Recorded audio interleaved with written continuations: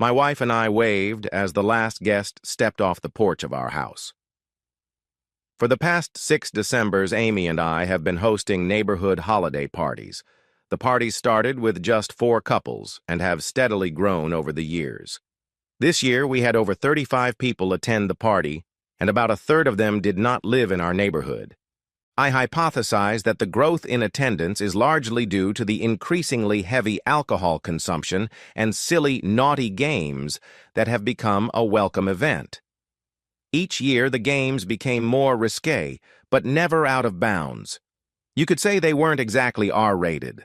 Like Amy and I, most of the participants were between 25 and 35 years old and had a couple kids each, so it wasn't exactly the wild and crazy bunch you might hang out with in college. They were just good, hard-working young parents who needed to relax for one night a year. The neighborhood ladies always brought more food than the partygoers could eat, and my husbands and I made sure there was an abundance of booze. So when a few neighbors started bringing friends from outside the neighborhood, it didn't become a big problem. That's the way it was until this year. This year, without warning me, my wife invited several of her co-workers to the party. Among those invited was Ron Stevens. Ron was her co-worker in outside sales at their company. He and Amy had worked together for the past 5 years and had become very close, perhaps even too close if my suspicions were correct. They traveled together often and attended week-long outside sales conferences twice a year. A few days before the party, he became the subject of some pretty heated conversations. His presence in my home prevented me from enjoying the evening. I helped Amy clean the house and take out the trash. When I returned, she was just finishing up in the kitchen. It was time to argue with her. So, why did you decide that inviting Ron and your other co-workers to our neighborhood party would be a good idea? I like those people, so I thought it would be fun to invite them here. I think they all had fun, and they get along well with everyone else. What's the big deal? Really, Amy? You know how I feel about your relationship with this guy, and you invited him into my house. It's my house too, Mark. I can invite whoever I want to my party. I don't need your permission. So you think it's okay to embarrass me by exposing your boyfriend in my house in front of your co-workers and our friends?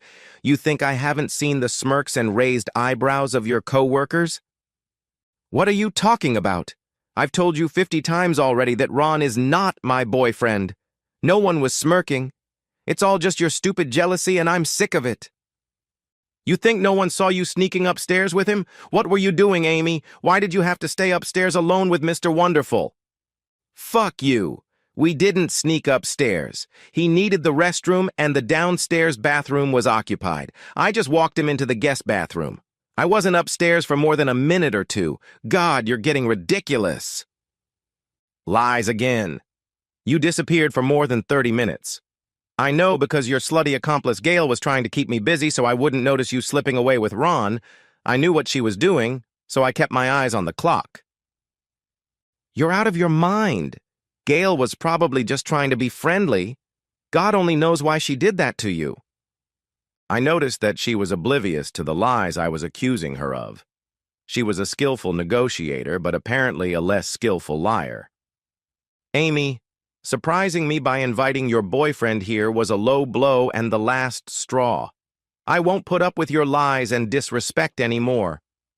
I turned and staggered up the stairs as she spewed lies and insults. I walked into the bathroom and began to gather my toiletries. As I was putting things in my bag, I dropped my deodorant. It rolled off the counter and fell into the trash can. I bent down to retrieve it and had to dig through the trash. At that moment, I noticed a flash of gold foil. My heart clenched and my hand froze. I took a deep breath and grabbed the foil. Oh, crap. It was a condom wrapper.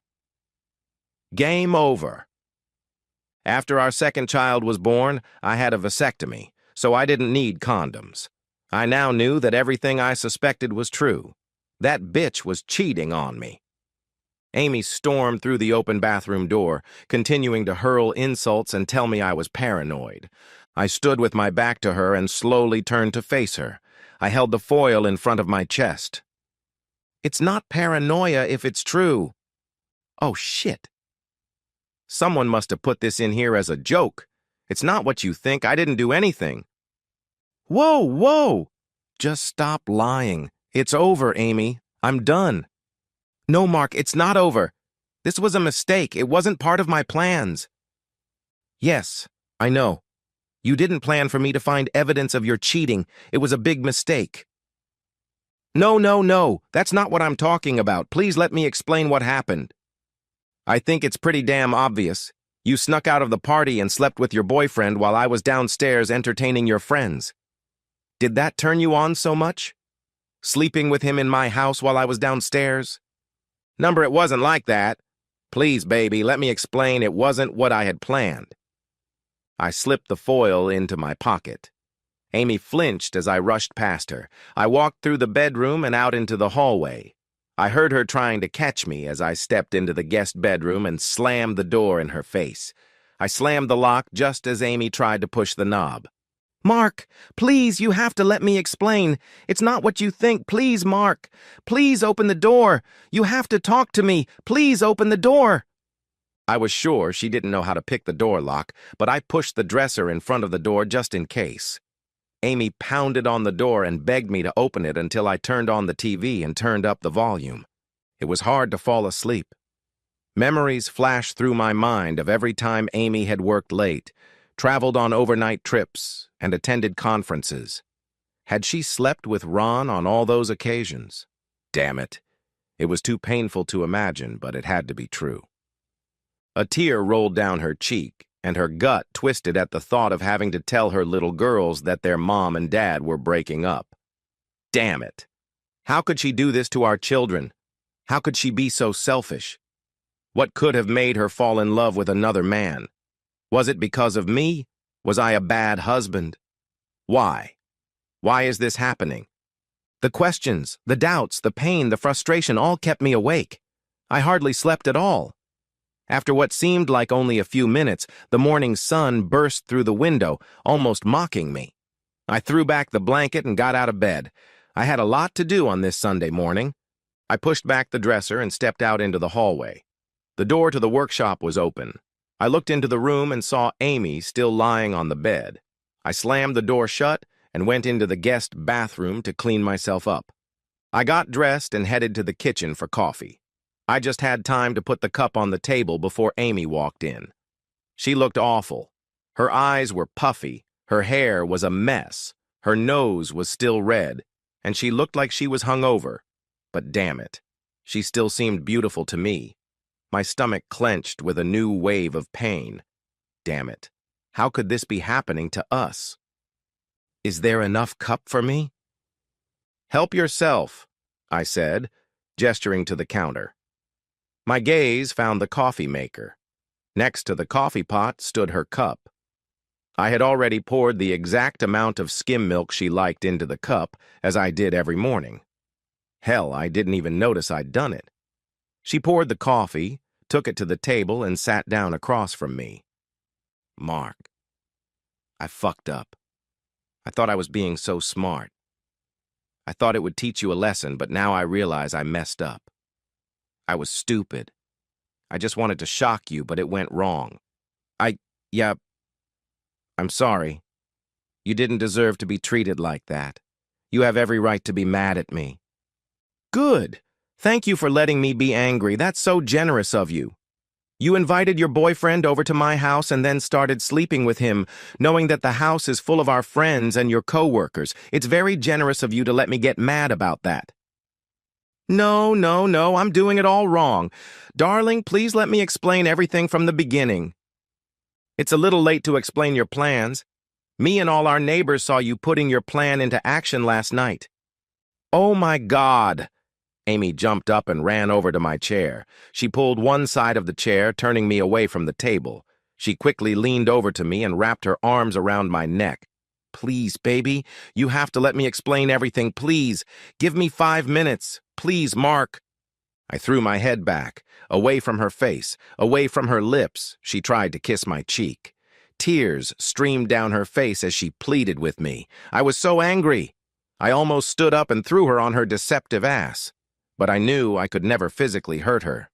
Even though she fully deserved to be thrown on her ass, I just couldn't do it. What kind of cowardly weakling would I have to be to physically harm a woman? I took a deep breath and slowly exhaled. Okay, Amy. 5 minutes. Now please, get off me.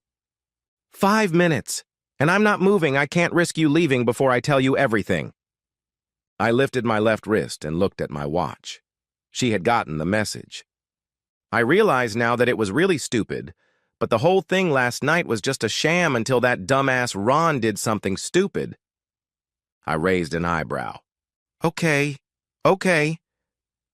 You've been complaining about Ron for months. You repeatedly said you didn't trust him, and by extension, you didn't trust me to be able to handle the jerk. Even when I told you I had no sexual interest in him, you didn't believe me, like you think I'm some naive teenage girl who can't resist a smooth-shaven salesman. Ha! Like I'd ever fall for him or any other guy. Okay, I'll admit that he tried to hit on me, just like a lot of other guys. Hell, sometimes even some of my clients hit on me thinking I can sweeten the deal to make the sale. Mark, I'm not a dog. I know what I look like, and I know guys will always try, but I always say no. Sure, I've learned to say no with a cute smile so as not to hurt someone's ego, but it's always a firm no. So after what seems like the 40th or 50th time you started pestering me with questions, I got angry and decided to show you how stupid you were being. I came up with a plan and asked Ron and Gail to help me. I knew you were watching me go upstairs with Ron, and we were to wait until you finished filling the ice bowl so you would be facing the stairs when we made our move. Gail was supposed to be so visible that you'd know right away that she was our distraction while we went upstairs. It worked out just as I'd planned. I carried Ron into our room and sat him in a chair. I sat on the bed and waited for you to come into the room. After a few minutes, I realized that you weren't going to save me or confront me. I was too drunk at that point to realize how much I had hurt you. I guess I thought you'd just given up on us, so I started crying. Ron came over to me, pulled me to him, and let me cry on his shoulder. After a few minutes, I realized that he was stroking my back and stroking my hair. I stopped crying and started to pull away from him, but he kissed me. I must have slowed my reaction for a few seconds, and he took it as a green light. Like most of us, he was a little drunk last night and blew it. Kissing me and flaunting myself was definitely not in my plans. He's stupid. I don't want to cause problems at work. But on Monday at the office, Gail and I will make sure he suffers for his stupidity. Oh, honey, I'm so sorry. Will you ever be able to forgive me? I studied her for a while.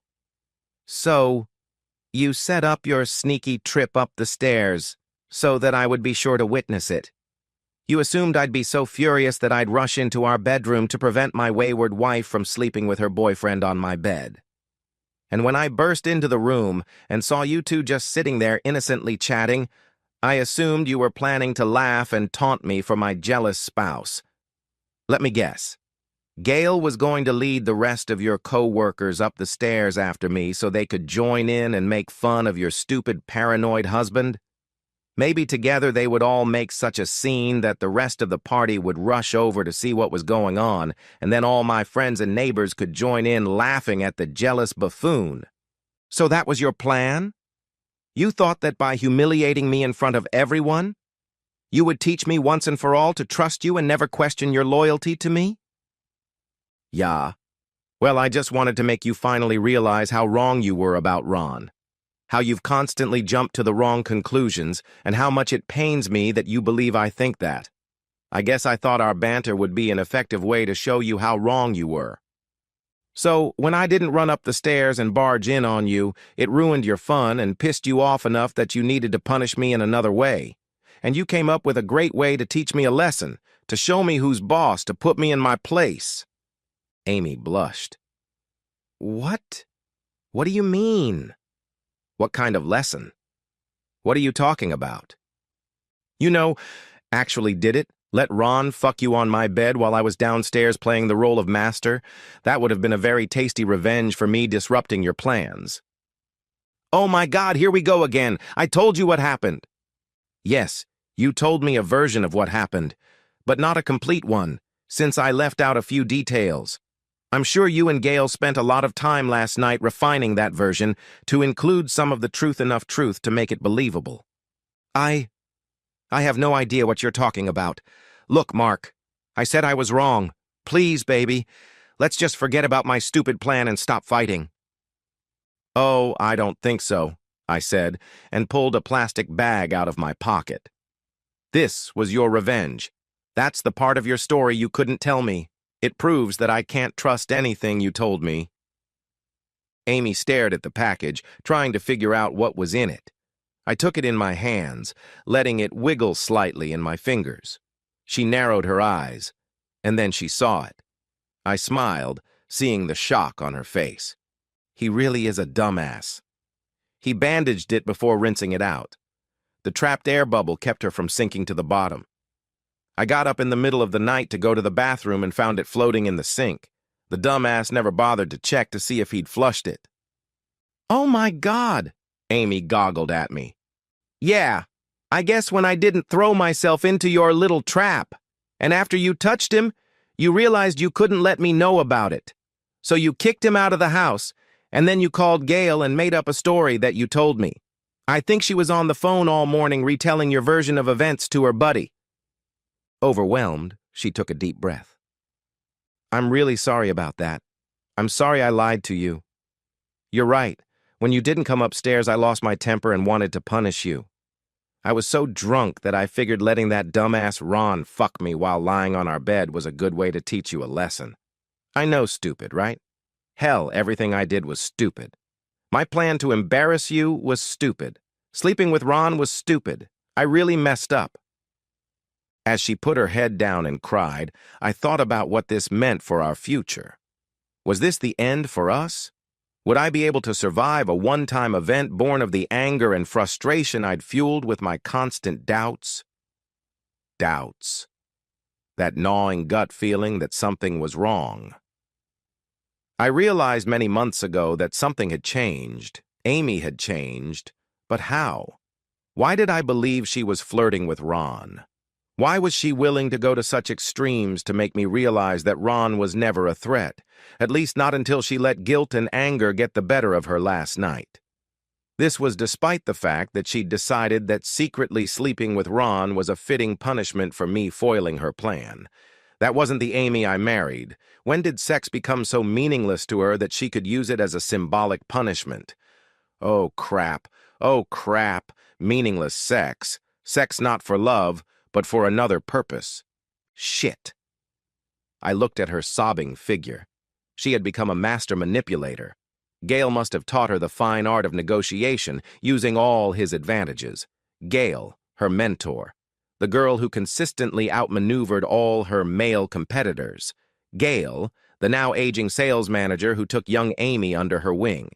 Gail, known for being a flirtatious divorcee, showed Amy how to win every negotiation with her male clients. Damn it, how could I have been so blind? I was so proud of her sudden transition to the top position in sales. She had won many honors and awards over the past few years. Gail was her biggest cheerleader.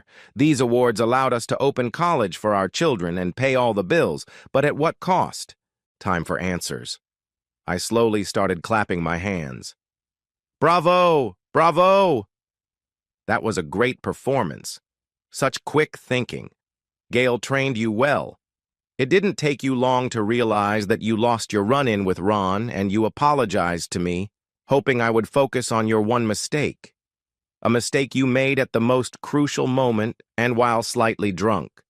A mistake you're sure you can convince the father of your children to forgive, for their sake. I have to admit, that's not a bad strategy.